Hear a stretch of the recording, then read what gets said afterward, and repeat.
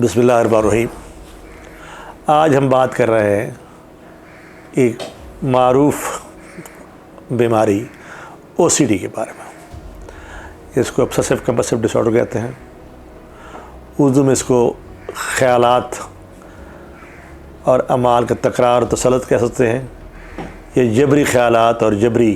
اعمال کہہ سکتے ہیں۔ اس میں ہوتا یہ ہے کہ تو ایک خیال بار بار آتا ہے اور اکثر وہ ناپسندیدہ ہوتا ہے، اور یہ انسان کو معلوم بھی ہوتا ہے کہ یہ خیال ٹھیک نہیں ہے، اور نہ چاہتے ہوئے بھی یہ بار بار یہ خیال آتا ہے، اور پھر اسی خیال کی روشنی میں انسان بار بار کوئی کام کرتا ہے، کوئی فعل سر انجام دیتا ہے۔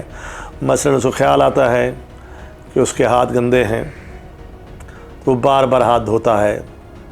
اور پھر صابن سے دھوتا ہے، اور پھر بار بار دھوتا ہے، اور درجنوں بار دھوتا ہے۔ اسی طرح کپڑے کی ناپاکی کا خیال آتا ہے تو پھر کپڑے دھوتا ہے وہ، یعنی پھر خیال آیا گندگی کا، پھر اس کے بعد اس کو بار بار اس پہ عمل کرنے کا افعال انجام دیتا ہے، اور دونوں صورت بالجبر کرتا ہے، وہ زبردستی کرتا ہے، اپنے آپ کو روک نہیں پاتا، اور اتنا اس سے پریشان ہوتا ہے کہ اسے پھر انزائٹی ہوتی ہے، بے چینی ہوتی ہے۔ OCD بیماری پہلے انزائٹی کی ایک ٹائپ ہی سمجھی جاتی تھی، لیکن اب نئے نامنکلیچرز میں ماہرین نے اس کو خود ایک علیحدہ نام دیا ہے، obsessive compulsive disorder۔ یہ خود ایک بڑا مرض ہے۔ اس میں دوسری وجہ جو خیالات کے ساتھ عموماً مذہبی خیالات کے بارے میں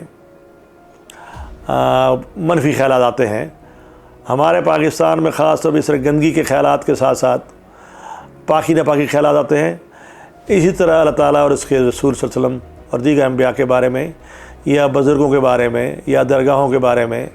یا بڑی مقدس ہستیوں کے بارے میں منفی اور خراب خیالات آتے ہیں، اور وہ خیالات بعض اتنے ہوتے ہیں کہ ناقابل بیان ہوتا ہے، انسان کسی کے سامنے بیان بھی نہیں کر سکتا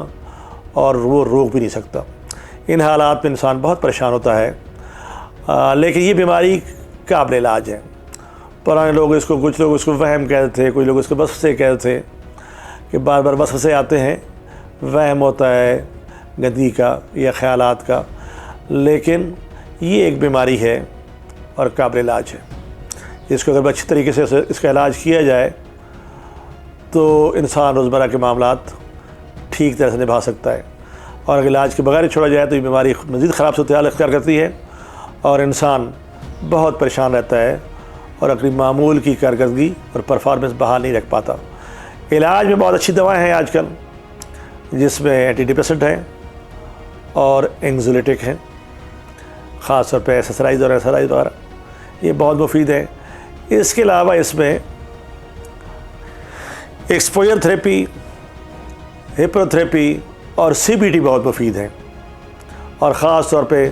مریض کو سپورٹیو تھراپی، ری ایشورنس تھراپی، اور خاص طور پہ سپورٹ کیا جائے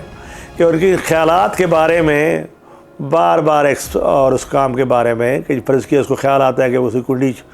چیک کی ہے، اندر تالا لگایا نہیں لگایا، بار بار کنڈی چیک کرتا ہے، بار بار بٹن چیک کرتا ہے، بار بار دروازہ چیک کرتا ہے، اور بار بار وضو کرتا ہے، یہ بار بار آیتیں دہراتا ہے نماز میں اور پھر بھول جاتا ہے۔ ایسی حالت میں ایکسپوجر کروایا جاتا ہے اور ڈیسنٹائز کر کے۔ اور ایک طریقہ اور بھی ہے ریلیکسیشن کا بھی، ریلیکسیشن ٹیکنیکس بھی بہت مفید ہے، کاؤنسلنگ اور سائیکو تھراپی ہے، ریلیکسیشن ٹیکنیکس ہیں، اور ایکسپوجر تھراپی ہے۔